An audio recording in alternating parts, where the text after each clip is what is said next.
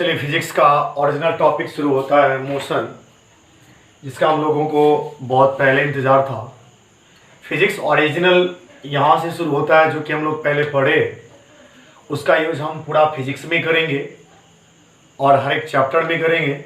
यहाँ तक कि केमिस्ट्री में भी उस यूनिट का यूज़ होगा। जैसा कि कुछ यूनिट आया था मोल, जो केमिस्ट्री में आप थर्ड चैप्टर में पढ़ेंगे, एटम्स मॉलिक्यूल्स में। तो मोशन को डिसाइड करने से पहले सबसे पहले आप ऑब्जेक्ट और ऑब्जर्वर के विषय में पढ़ेंगे। इस कैनेमेटिक्स दैट मीन्स मैकेनिक्स मोशन में ऑब्जेक्ट किसको कहा गया, about which it is studied. जिसके विषय में स्टडी किया जाए वो ऑब्जेक्ट होता है, और हु स्टडीज, जो स्टडी करता है वो ऑब्जर्वर होता है। ऑब्जर्वर को हमेशा फ्रेम ऑफ रेफरेंस में रखा जाता है। एक शब्द है फ्रेम ऑफ रेफरेंस। ऑब्जर्वर जहां खड़े होकर या जहां रहकर, जिस पॉइंट पर रहकर मोशन को ऑब्जर्व करे, वो पॉइंट आपका, वो जगह, वो प्लेस फ्रेम ऑफ रेफरेंस हुआ। तो फ्रेम ऑफ रेफरेंस हमेशा रेस्ट में होता है, इसलिए ऑब्जर्वर हमेशा रेस्ट में माना जाता है। यानी मोशन को पढ़ने से पहले ऑब्जर्वर को हम लोग किसमें, रेस्ट में मानकर चलेंगे। अगर एक्चुअली कहा जाए तो इस पूरे यूनिवर्स में कोई भी ऑब्जेक्ट रेस्ट में नहीं है, एब्सोल्यूट रेस्ट में नहीं है।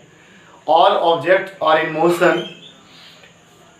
चलिए इस मोशन को पहले ब्रांचेस के हिसाब से देखा जाए तो ब्रांच आता है सबसे पहले mechanics.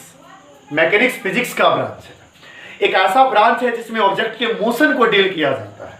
Mechanics is the branch of physics in which we study the motion of an object. And mechanics को तीन पार्ट में बांटा है, स्टैटिक्स, काइनेमेटिक्स और डायनेमिक्स। स्टैटिक्स, काइनेमेटिक्स, डायनेमिक्स, ये तीन ब्रांच है। आप एक शब्द देखते हैं डायनेमिक्स, फोर्स का जो यूनिट होता है डाइन, सीजीएस यूनिट जो डाइन होता है, वो डायनेमिक्स वर्ड से ही बना हुआ है, डायनेमिक्स से ही आया।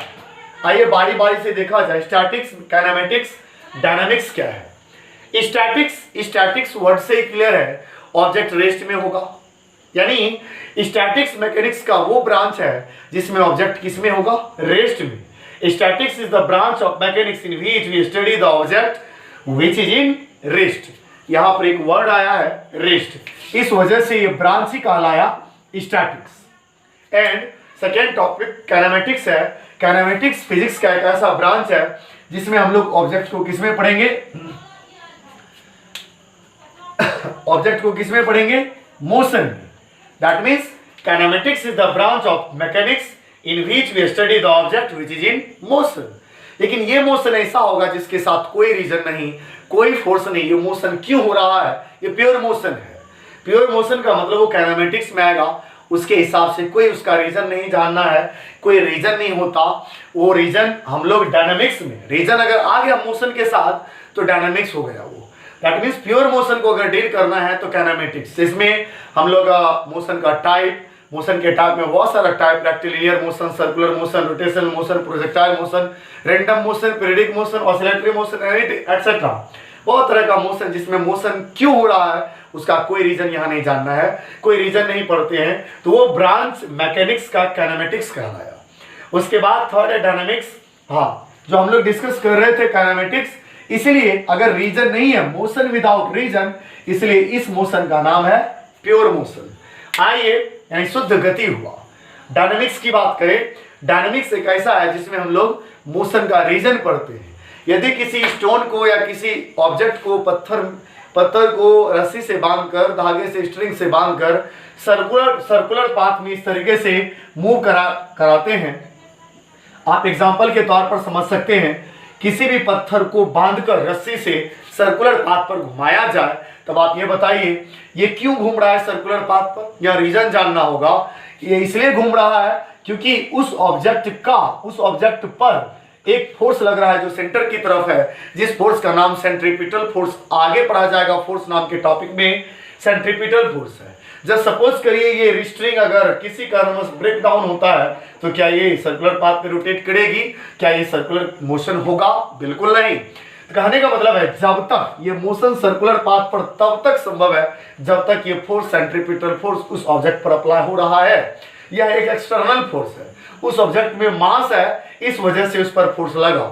बिना मास का फोर्स संभव नहीं। हालांकि इस पूरे यूनिवर्स में अभी तक कोई ऑब्जेक्ट नहीं हुआ जिसमें मास जीरो, मास कुछ ना कुछ होगा, नॉन जीरो होगा, अर्थात ये सर्कुलर पाथ पर मूव करने के लिए उस पर फोर्स चाहिए। यहां पर विथ रीजन पढ़ते इस मोशन को, यानी बहुत ऐसा मोशन आएगा जिसमें रीजन के साथ पढ़ा जाएगा तो मोशन हो रहा है तो क्यों हो रहा है, तो with reason. That means dynamics is the branch of mechanics in which we study the object which is in motion with reason. Motion with reason, reason में आएगा फोर्स, मास, एक्सेलरेशन। यदि उस ऑब्जेक्ट में मास हो तो फोर्स लगा सकते हैं, और फोर्स यदि लगे, एक्सटर्नल फोर्स यदि हो तो होस्ट में भी उसमें एक्सेलरेट भी होगा। दैट मीन्स स्टैटिक्स, काइनेमेटिक्स और डायनामिक्स हुआ। स्टैटिक्स ऑब्जेक्ट रेस्ट में होगा, वो ब्रांच है। काइनेमेटिक्स ऑब्जेक्ट मोशन में होगा विदाउट रीजन, और डायनामिक्स विथ रीजन मोशन पढ़ते हैं। इस तरीके से मैकेनिक्स का 3 ब्रांच है। मैकेनिक्स ही हो गया जिसमें बॉडी के मूवमेंट को पढ़ा जाता है, बॉडी के मोशन को पढ़ा जाता है, इसलिए मोशन का फर्स्ट टॉपिक था। एक शब्द आया है फ्रेम ऑफ रेफरेंस, जो नेक्स्ट जस्ट अगले क्लास में बताया जाएगा, इसलिए वहां पर और भी अच्छे तरीके से डिस्कस किया जाएगा। फिलहाल इसको आप नोट कर सकते हैं। Thank you.